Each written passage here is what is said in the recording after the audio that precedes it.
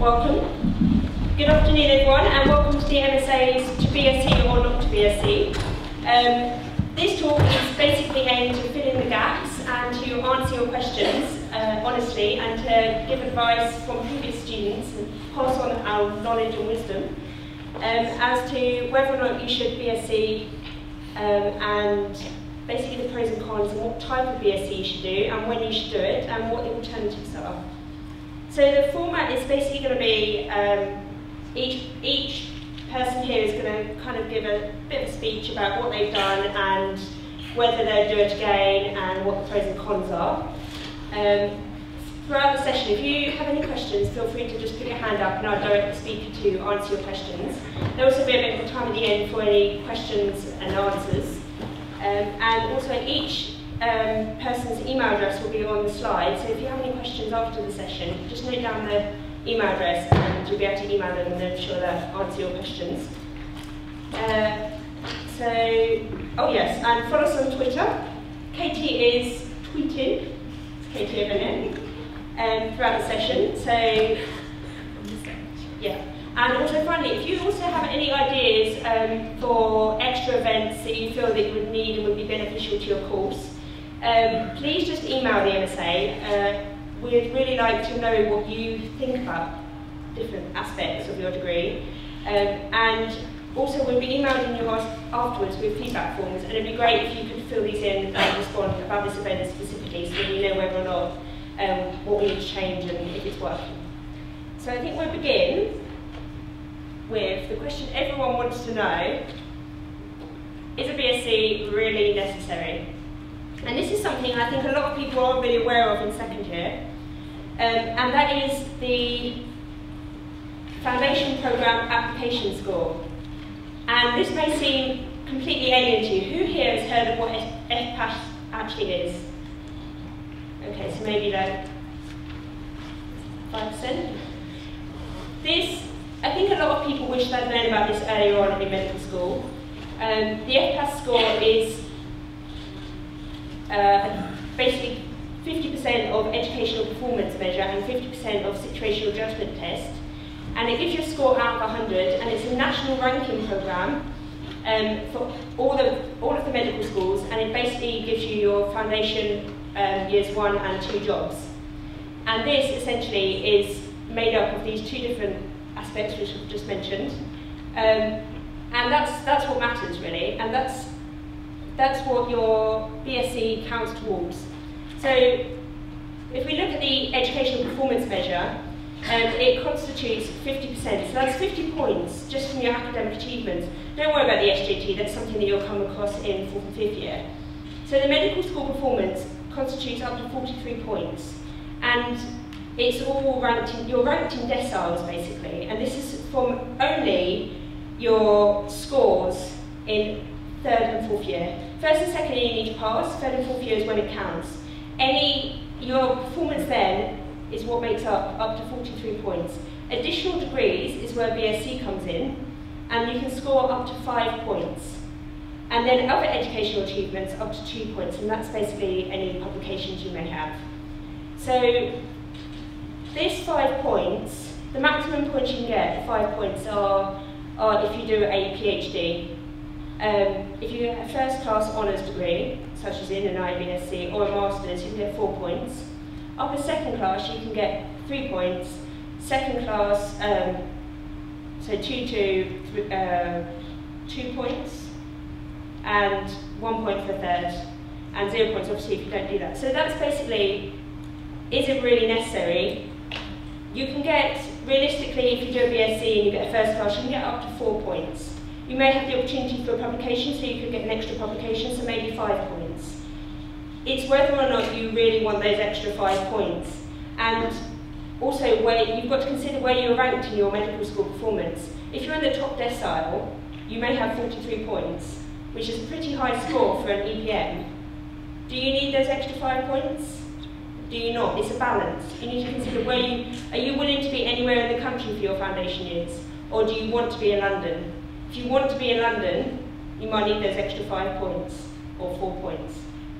So I think it might completely seem a bit alien now to be thinking so far ahead, but it's really something that a lot of 3rd and 4th years wish they'd known beforehand. So, do you have any questions about that specifically? No? Okay. But then, before we talk about BSCs specifically, we mention about, I'm going to talk about an alternative, which are the KCL LT1 sabbatical positions. So I'll hand you over.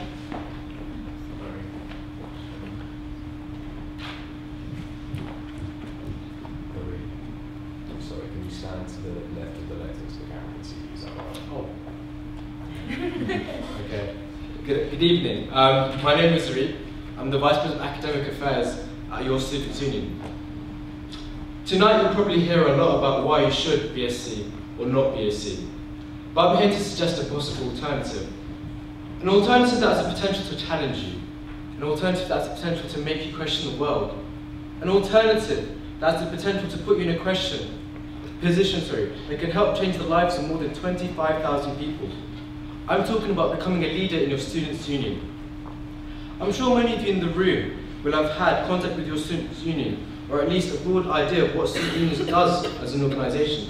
At its heart, Student Unions are a collective of individual members in that every one of the 25,000 students at King's College London is automatically a member of the union once they enrol. And to put it into simplest possible terms, the union's core goal is to make the lives of those 25,000 members better.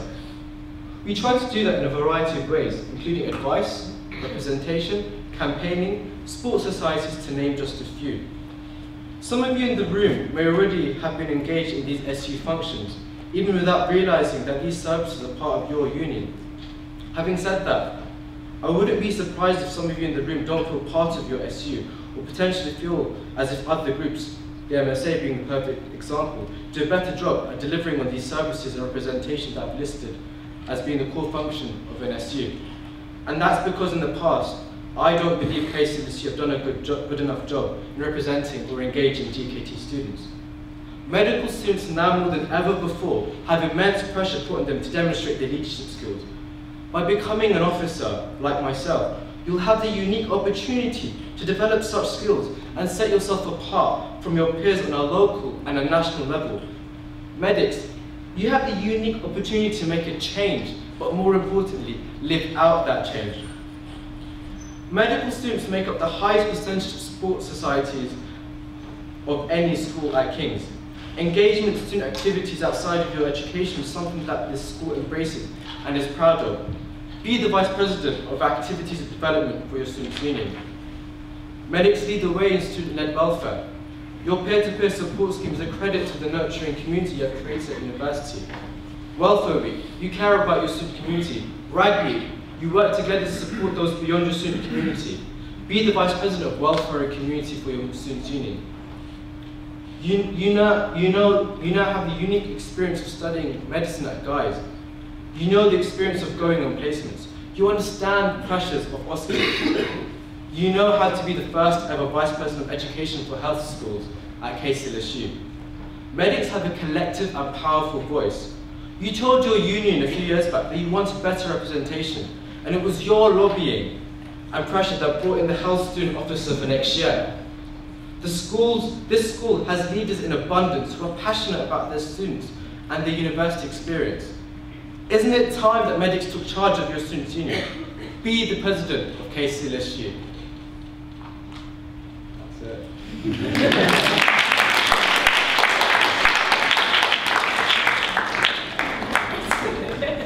Thank you very much. And now the question of, should you be a C before or after 3rd year? And firstly, Lucy Webb and Katie Allen are going to speak about BSc in after 3rd year.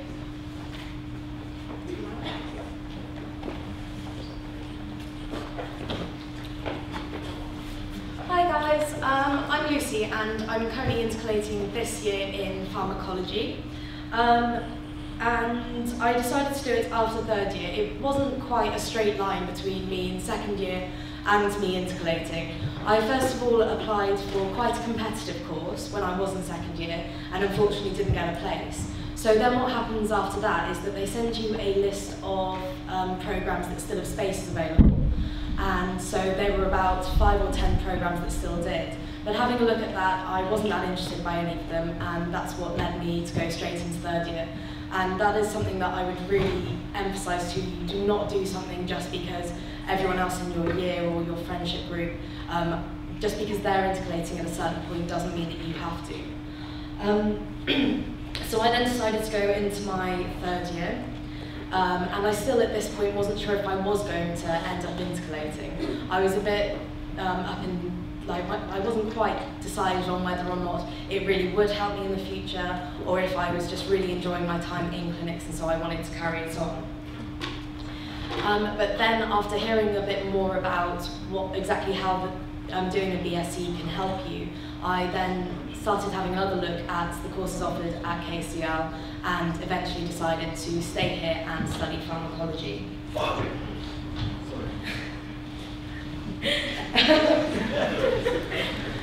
wasn't expecting that. So all in all, I would say that for me personally, choosing to intercalate after my third year was definitely the right decision. By the end of my second year, I was really fed up of lectures. I was fed up of just being in green room, and all I really wanted was that clinical contact. I was also then a lot more motivated to actually turn up this year, because I knew because I understand how good clinics are, especially if you're lucky and get good placements. I wanted to turn up and do my best this year so that it could really help towards my future and towards my grades at the end of the day. It's also really good to I also really enjoyed intercalating after third year because you meet a whole new group of people that you never would have otherwise, both on your BSc and also if you go straight into clinics, your clinical attachments as well. But the final difficult decision that I feel the need to emphasise to you is do not underestimate just how difficult it can be going from clinics back into lectures. I mean, now I'm really enjoying my year, but it did take me a good couple of months to get used to it again and to get used to being back into lectures and in labs and the like. Okay, so that's it from me.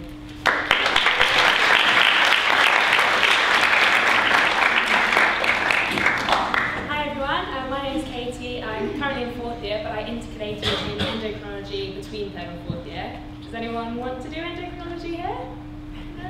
Yay! Do it! It's really good. Email me if you have any questions about it. I'd really recommend it. But I just wanted to point out that the majority of people at King's that do intercalate do it after second year, so it kind of divides your preclinical and clinical time. There's still quite a significant number that intercalate after third year, and a very small number that does after fourth year. So if you don't feel certain about what you want to do now, don't feel like you have to rush into it. I intercalated after third year because my original plan was to intercalate after second year because all my friends were. And I didn't really know what I wanted to do, so I narrowed it down to 3 and then rolled a dice. So if I got 1 or 2, like I'd do women's health, if I got 3 or 4, I'd do something else.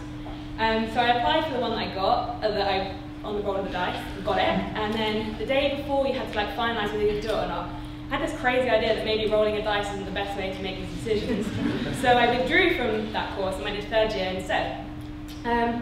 Quite a few people were a bit, my friends that did the same thing were a bit worried about all their friends staying intercalating and moving into a new year group, but that was actually a really good positive for me. Not because I didn't like my year group, but just because I got to meet loads of new people and make lots of new friends.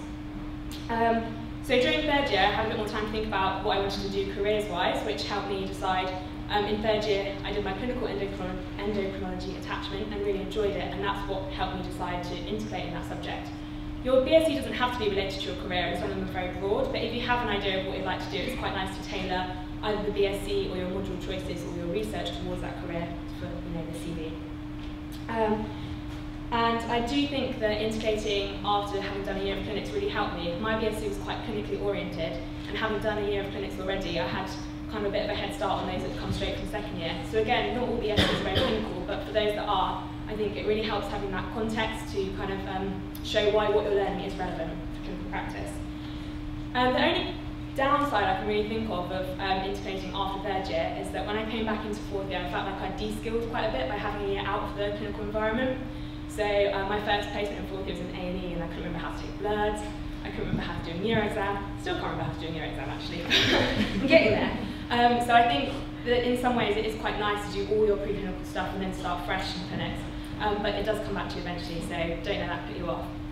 So yeah, overall I really enjoyed my experience of intercalating after third year rather than after second. I think my main point is don't do what I nearly did and just do what your friends are doing. You know, choose something that really interests you, because a lot of people go into the BSc and think it's going to be the easy year or the fun year. It's really not. So don't do something if you're not very interested in. Thank you.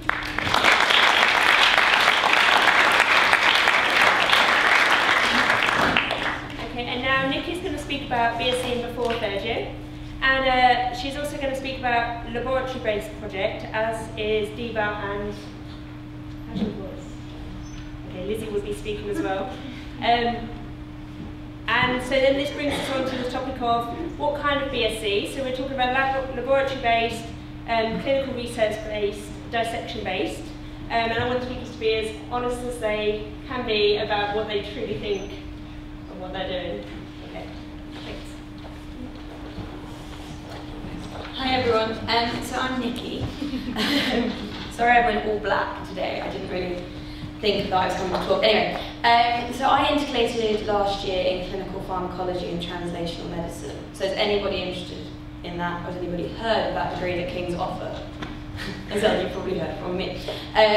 So clinical pharmacology and translational medicine is basically pharmacology, but it's meant to sort of centre on the cutting edge of pharmacology. So what's new and hip and what's being researched at the moment. And it's a different BSc from maybe pharmacology and say endocrinology because your modules are set. I'm quite a decisive person, but sometimes I like things to be decided for me, and going into a BSc where it was already laid out was actually quite nice. So you do a translational medicine module, a clinical pharmacology module, a tox module, and then you do a compulsory research project, and it's a compulsory lab project. And I think that's really, really important because I think it offers a skill that actually in second year and in first year you're not exposed to at all. I know you have sort of workshops where you do sort of neuro things, and that's not really lab work. And it gives you exposure to a different group of people, so the researchers that goes on. And I think often when you're applying to medical school, the classic question is, oh, you're good at science, why don't you just go into research? And I think a lot of people trot out the question, well, you know, I like to work with people and researchers don't work with people. Well, that's bollocks, because research, the lab is one of the friendliest environments I've ever worked in. And you learn lots of different skills and you're actually making a difference. So I was looking at kidney transplantation tolerance and the development of tolerance within kidney transplants, because I don't know, you probably don't know much about transplant medicine, but it's one of the graphs that has the lowest rate of tolerance among solid organ transplantation. And I actually got a positive result in my lab project.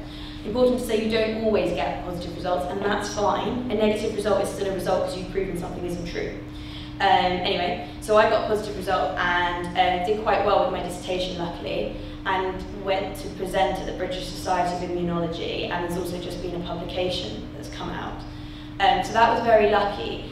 Needless to say that also, with a bit of luck, there's a lot of hard graft that goes into it. I was in the lab from January solidly to April, and I would go in every morning at 9, and I would often not leave till about 7 PM. And the time would just go because you're running an experiment, you can't leave, you've got patient samples that have come in, and if you mess up those samples then you've lost that sort of blood sample from 4 weeks after transplantation, etc. And so there's a lot of pressure applied, it's really intense, but it's like everything in medicine, you get what you put in. And alongside that, I still had one module running, so I still had essays that was running. And I think that's something you need to be aware of, because however hard you think medicine is, your BSc will be your hardest academic year. I can't speak for, say, 4th year, 5th year, that's probably pretty hard too. But up to this point, it's the hardest academic year I've done because it's the constant deadlines, the constant having to keep on top of everything, learning new things, and it's essay-based questions. And though we all sort of moan sometimes about multiple choice is a gift because the answer's on the page. With an essay, you can get a question that you just don't know anything about, and you sort of have to reason your way out of it. What else do I want to say? So yeah, I think that's basically it. I think that just intercalating before third year, I wanted to intercalate before third year because the aim of most of us is we want to go into clinics, we want to be clinical doctors, We don't want to be research scientists necessarily, and I knew that once I got into clinics I wouldn't want to leave. So I was like, I need to do a BSc. In my opinion, I needed to do a BSc. And also I didn't feel ready at the end of second year to go be let loose on patients, because I didn't feel that it was the right time, and after intercalating I then felt very ready to go onto the wards. So I think it's just something to bear in mind, but it's not the end of the world. If you intercalate before third year or you intercalate after third year, you'll make it work. So don't stress too much about that, just sort of go with the flow. Thank you very much.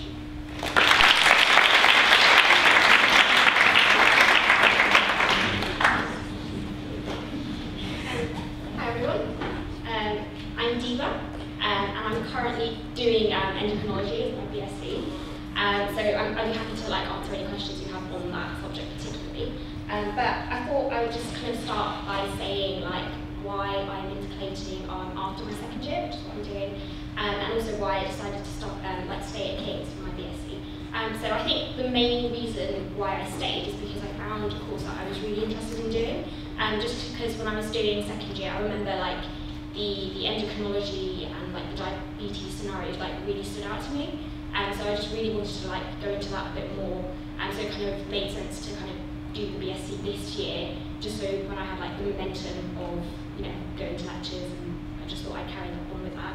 And also for my BSc I'm actually doing a completely lab-based project as well. So I thought I'd give you a bit more detail about what my experience is of doing something completely lab-based. So my project is sort of looking at type 1 diabetes, so looking at one of the autoantigens, and it involves a lot of molecular biology, and it's very sort of intricate, and it also involves a bit of immunology and things like that. So it's quite a sort of challenging area to look at, which is really nice. But it does mean that you have to put a lot of work into it and read around on it quite a lot. So yeah, that could potentially be a downside. So the way that I went about actually getting this project was fairly straightforward. So we got given a list of projects available this year, and then we kind of got in touch with the supervisors and met with them, talked about it in a bit more detail to see whether it was a good fit, and then just made a decision, and then kind of went with it really. And I think for the first term we went in once a week to kind of get used to doing lab skills, because obviously I have no experience of doing anything lab based before that. And they really train you up, and they look after you, and that's not a problem at all. So if you're apprehensive about that, don't be, because they'll really look after you. So I went in once a week in the first term, and then from February till April I'll be in full time, just doing lab work all the time, kind of setting things up and getting all the results that I want, hopefully. And yeah, that's sort of how it works, and that's the process. So what I do is I'll talk a little bit more about the techniques that I'm doing as well. It's quite a lot of different techniques, so I would just summarize them into 3 main bits. So what I do is I introduce mutations into the sort of antigen that I'm looking at, and then I use the DNA that I put the mutations in to get the protein that I want, and then I assay to check whether antibodies bind well with it or they don't. And so it involves quite a lot of different techniques, and you really do pick up a lot from this year. So if you really want to broaden the experience that you get from medical school, I think a lab-based project is a really good thing to do, just because you don't really get much opportunity to do any lab work in medicine itself. So that's a really nice part of doing this year. And I think the best part is when you see how all the techniques that you learn fit together, and it helps to answer, or helps you see how a certain area of research works. So I think that's a really nice part of this year. But I think the downsides would be that it is a very time-consuming thing to do, and you literally have no say over what your timetable will be day in, day out, because it really just depends on how long it takes to set things up, how long the experiments take to run. And a big part of research is the fact that you don't really have much control over what effects you see, and whether you get significant results, or whether an experiment works or not. So it can be a bit frustrating if you spent a lot of time doing something and at the end of it you don't really get much out of it. But that's just a part of research, I think. But I think if I was going to read you the next year again, I would definitely pick the subject that I'm doing, and I definitely do something lab-based, because like I think I'm getting a lot out of this year, and it really does like broaden the experience that you get if you do something lab-based. Yeah, and that's pretty much it. I hope it kind of helped, and I'm happy to like answer any questions at the end if you have them.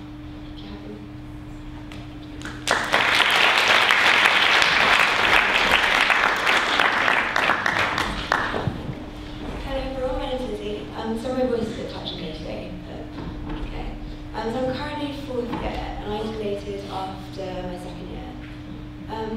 The main reason for doing that is that, like Emma said, it just kind of flows straight on from your lectures. Like you can 2 years of lectures, you can do another year of lectures, and then get it kind of over and done with before clinics.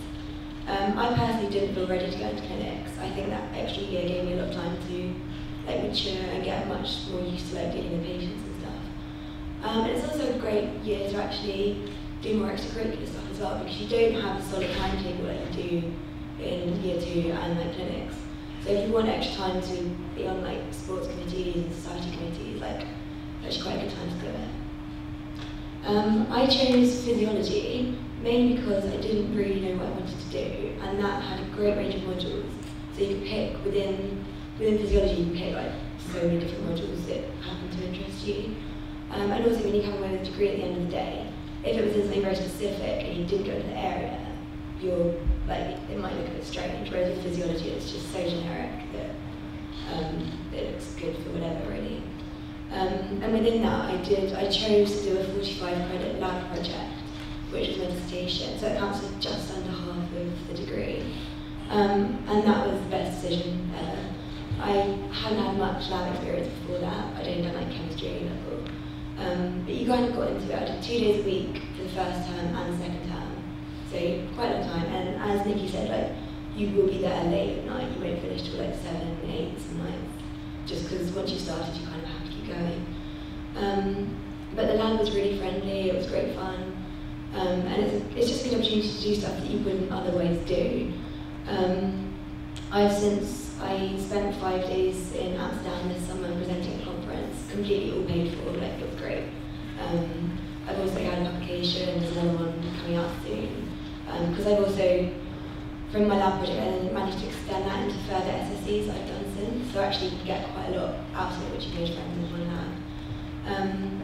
And I just think it was honestly the best thing I've ever done. So if you have any questions, just email me. Thank you.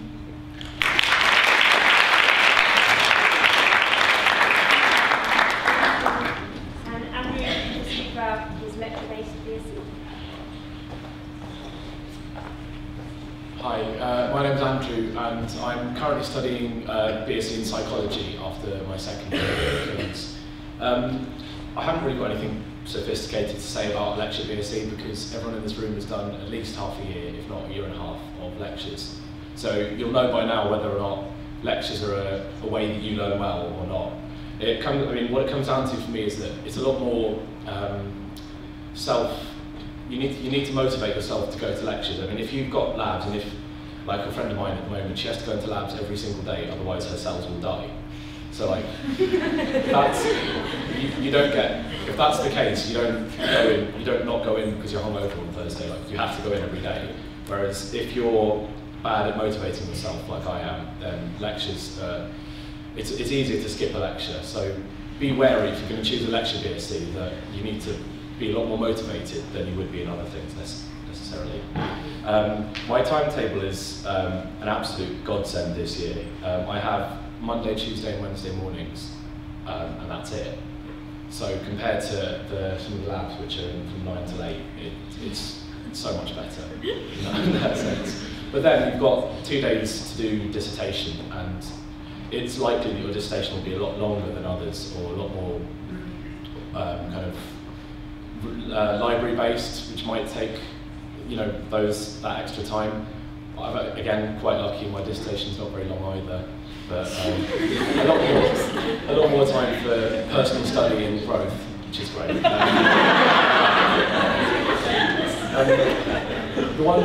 The one thing that I'd say is quite different with the lectures in your BSc compared to the MBBS course is that I've got something like 30, 35 people in a lecture on a good day, which means it's a lot more interactive and it's a lot more relaxed. And I found that that's a lot better for me in terms of me taking things in, me concentrating, and me kind of interacting with the material. So that's it's more of, it feels like more of a tutorial than it does a lecture. I can't imagine there'd be many BScs here that would have more than 30, 35 at max, really. So yeah, that's pretty much all I have to say. If you have any questions, feel free. Thank you.